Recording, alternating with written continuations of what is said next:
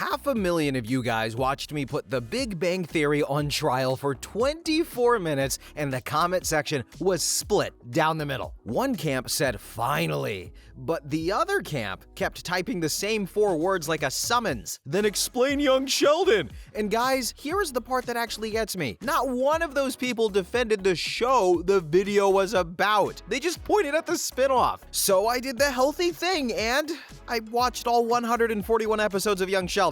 Same franchise, same strange kid, and this time it goes the other way on almost every count. And I'm starting with the charge this channel is famous for. Round 1, the laughing track. So a dinner scene on Young Sheldon ran about 4 pages of script, and Chuck Lorre said shooting one took as long as shooting an entire episode of The Big Bang Theory in front of its audience. He co-created both shows, so he knew exactly what that trade cost, and he made it anyway. The same franchise that spent 12 seasons and 279 episodes standing behind a laughing machine built its next show without one. You see, the show never trusted you to find the funny on your own. The steadiest performer on that stage was a recording of other people laughing. This time, though, the defense it gets to answer, and its first witness built the machine. Lorre put the reasoning on the record and said, "It's more intimate, the pacing is very different." End quote. And on the part of the trade that took actual nerve, "There's no audience around you to tell you if you're right or wrong. It's just, we'll find out." End quote again. And the man sold me canned laughter for 12 years. Then he quietly took it off the menu on his next show. Now here's the thing, the Daily Beast, they actually called Young Sheldon the anti-Big Bang Theory, and meant that as praise. Under an essay titled "Young Sheldon Absolutely Should Have Failed," one YouTube comment with 12,000 likes counted the refreshing lack of laugh track among its reasons for preferring the kids show. A post on X, I'm calling it Twitter, I don't care what the script says, a post on Twitter with 346 likes said it was less romance, and said, "I think Young Sheldon isn't nearly as bad as The Big Bang Theory, but half of that is due to a lack of obnoxious laugh track." Then every other video about this show stops at noticing the track is gone. The absence is a fact. What the pilot did with the quiet is the actual case. You see, guys, the silence, it went to work. On night 1, Missy and Sheldon lay in the dark while their parents fought through the wall about money. Sheldon's feet were growing. George wanted to know why the boy couldn't just wear Georgie's old shoes. And Mary's answer was that a kid who would not even hold his father's hand was never going to put his feet in his brother's smelly ones. George's answer to that was that the family had better start cutting back somewhere. A multicam builds that moment towards a button, but the pilot built it towards a bedroom, where Mary called lights out and got asked point blank if the family was in trouble. "Don't you worry about that. We are fine. Now go to sleep." She's lying. She just said that to make you feel better. Mom doesn't lie.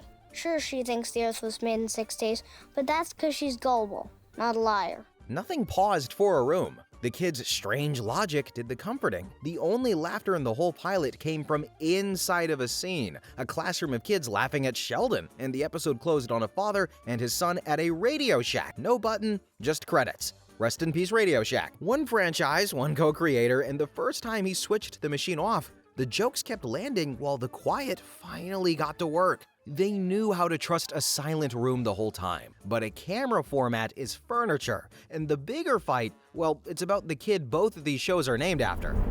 Round 2, the Sheldon. So Sheldon Cooper, he was 9 years old, his first day of high school, and had already put the whole faculty in an emergency meeting. And that evening, his father let his own guard down.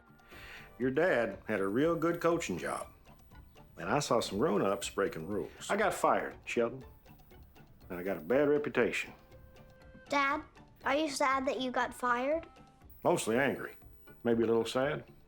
That was the first time I held my father's hand. Nobody laughed at any of that. The pilot put a strange little boy next to his ordinary dad and spent real screen time on the two of them just talking. But I spent an entire video prosecuting what this franchise did to the grown-up version of that exact kid. For 12 seasons, The Big Bang Theory took everything about that kid, the schedules, the rules, the panic, and fed it into a punchline machine. His friends put up with him, and the show called that friendship. And guys, the message underneath it landed on every real person who has ever been compared to Sheldon Cooper. Friends don't actually like you. They just put up with you. When the writers needed someone close to him to explain how his mind worked, this was the best his circle could offer him. It's not the same thing. Sheldon doesn't know when he's being mean because the part of his brain that should know is getting a wedgie from the rest of his brain.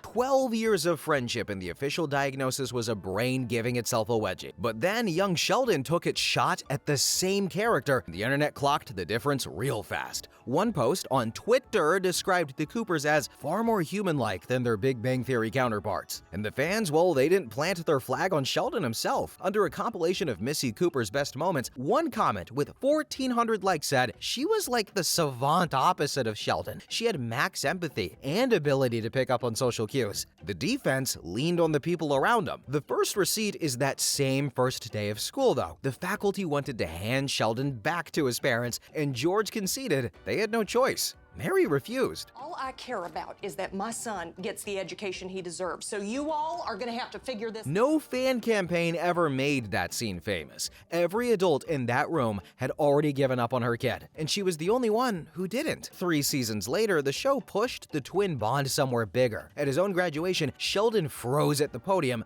then fell back on a stage fright trick. Find one person in the crowd and only speak to them. If it weren't for this person, I wouldn't be here right now.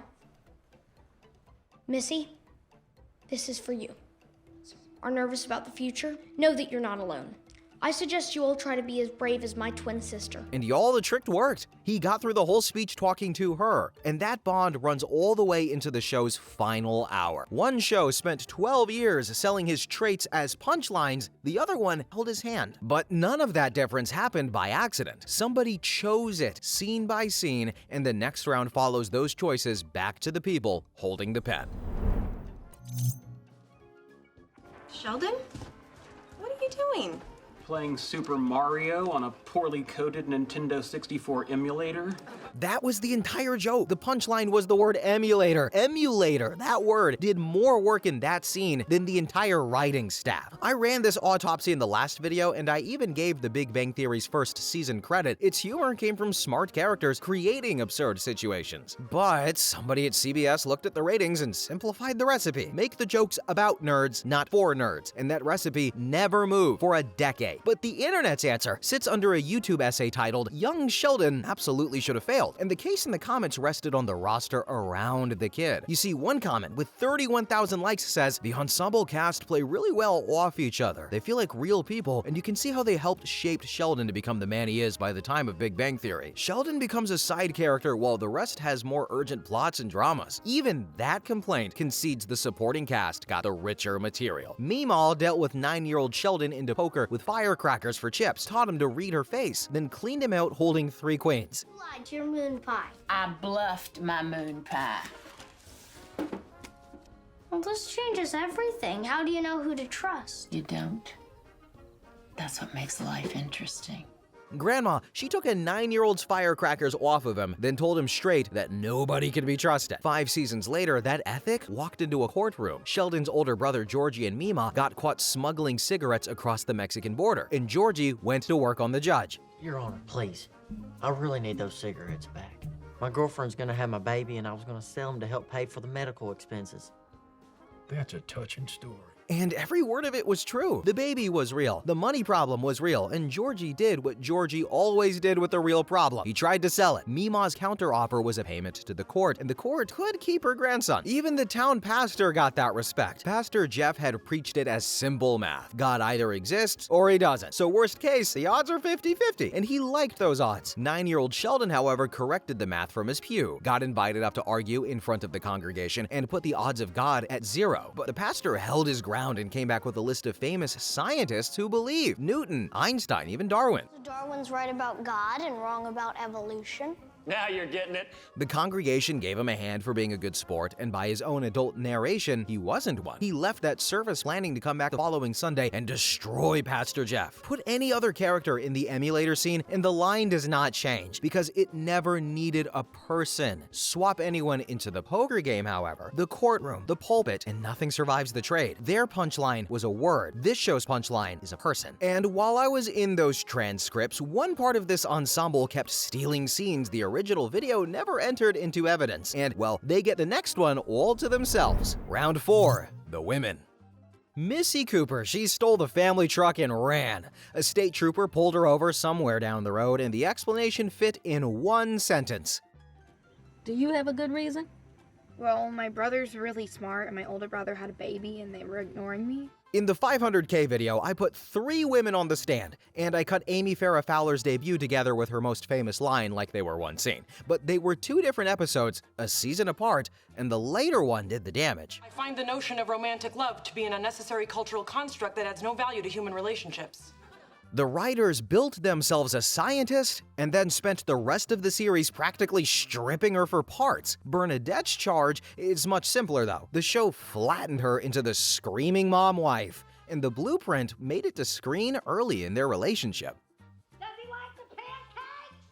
He didn't try them yet! She did the voice one time, and the writers made it her entire personality. And Penny, oh god, she went 12 seasons without a last name of her own. She had to marry into one. When the gang picked teams late in the run, the show even ranked her out loud. I choose Sheldon, we're gonna kick your ass. Really? The only time I've ever picked first for a team and I'm stuck with the liability? 12 seasons of scripts and nobody could spare that woman one word after Penny? And here's the thing, guys, the internet never needed persuading on this one. On Twitter, people still post Missy clips with the same love they post Mima's. Under a side-by-side comparison video, a comment with over 500 likes reads, "We're talking about 2 different characters, and somehow YS Mima looks to me more realistic." Then the transcripts answered with the grandmother first. Mima bought a laundromat, which was true, and also a cover for the illegal gambling room she was opening in the back. I've been gambling my whole life and losing to the house. This is my chance to be the house.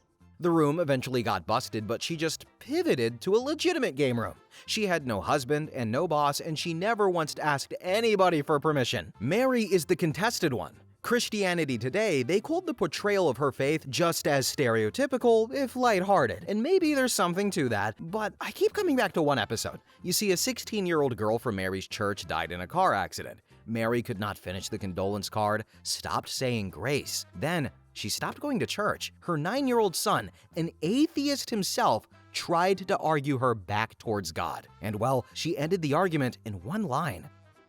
Logic is here.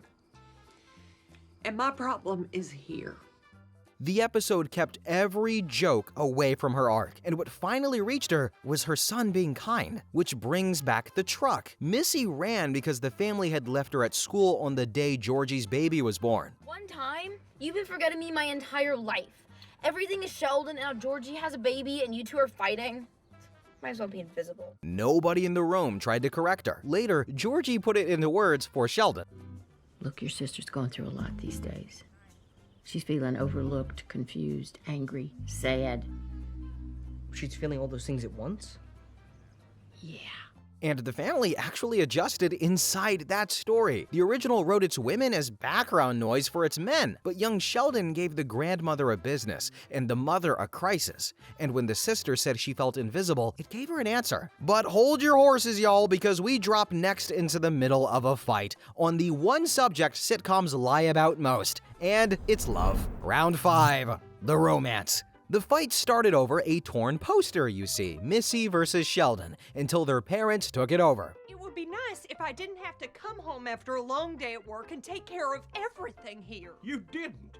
George gave it right back, and the poster never came up again. Like you're the only thing holding this house together.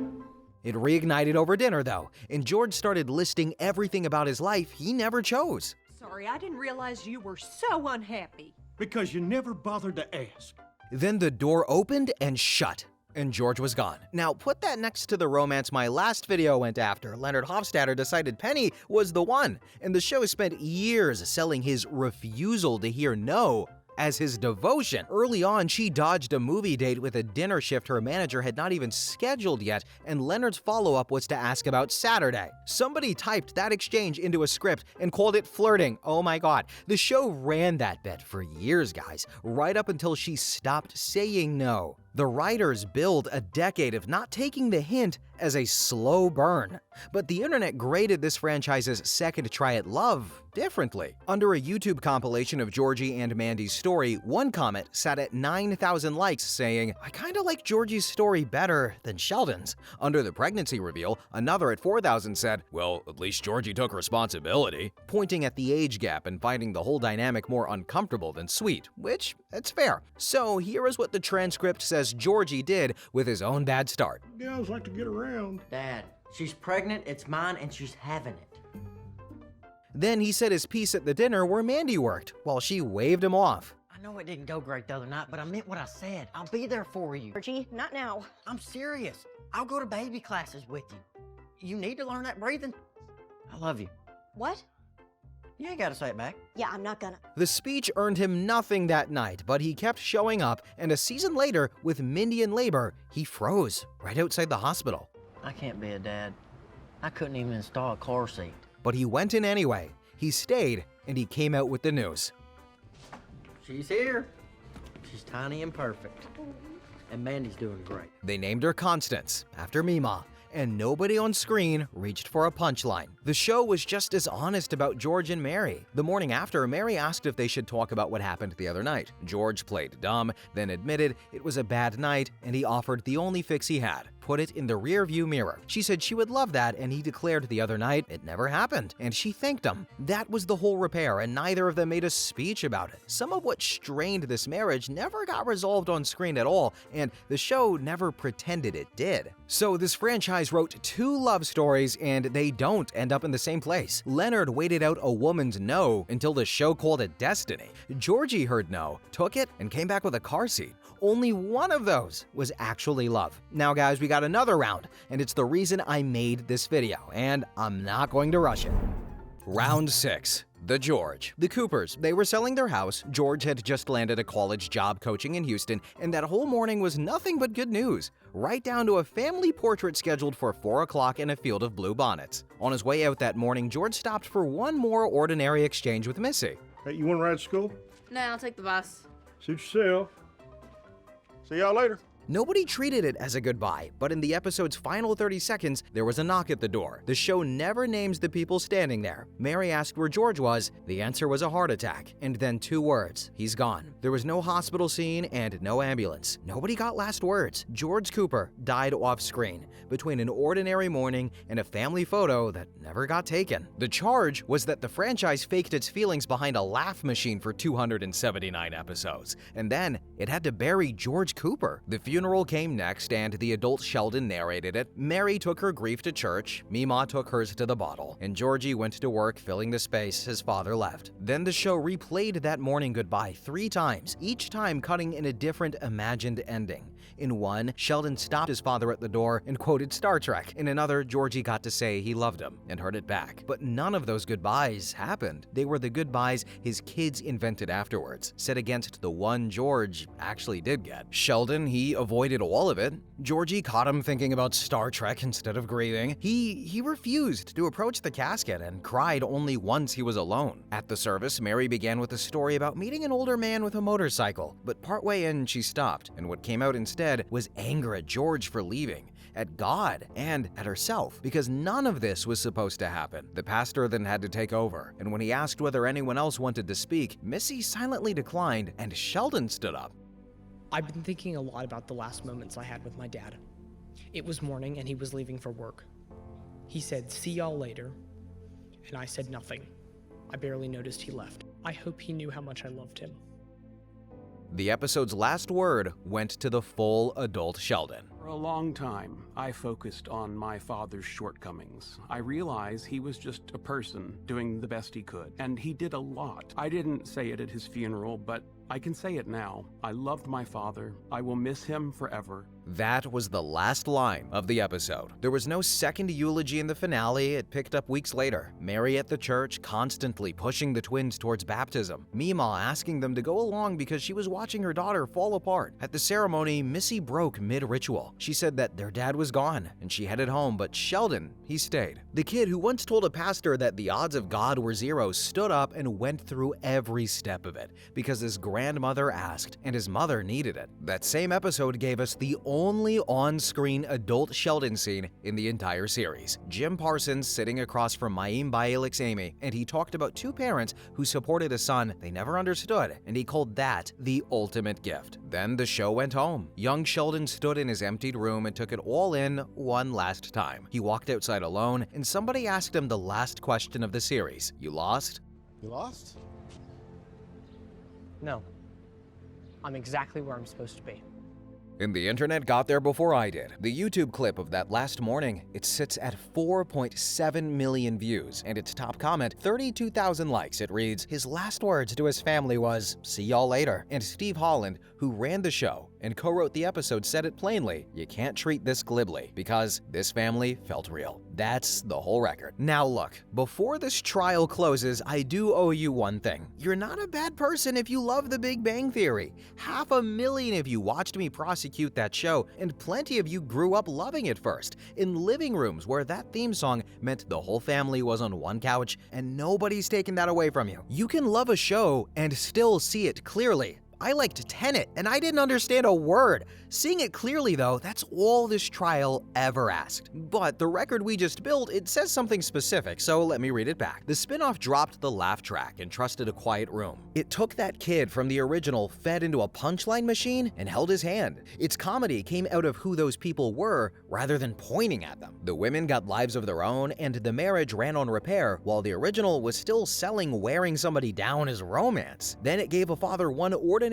goodbye and let a sitcom audience sit throughout his funeral in silence. So the verdict is one sentence long. Young Sheldon is the same franchise, often the exact same character, making the opposite choice at every single fork this trial covered. And that means the original's flaws were choices all along. Nothing about the sitcom form required them. The people who built both shows, they proved it themselves. And I'll keep the scoreboard honest here because this argument gets sloppy online. Head-to-head, on live television, The Big Bang Theory was the bigger show. And that part, it's not up for debate. But that war is over. And the quieter test is which show the next generation reaches for on its own. In 2025, viewers streamed 832.7 million hours of Young Sheldon. The kids meeting Sheldon Cooper for the first time now find him in a house in Texas, surrounded by people who love him, before they ever hear a laugh track. The franchise had all of this in it from the start. The quiet, the family, the strange little boy who gets to be loved, and it spent 12 years choosing otherwise anyway. But the moment it got a second chance, it chose right, scene after scene, on purpose. The flaws were never necessary, they were choices. And if that sits differently now than when you clicked, stay one more minute because there's one last thing to settle before you go. Now, I know exactly which comment section this video is walking into, so let's have it.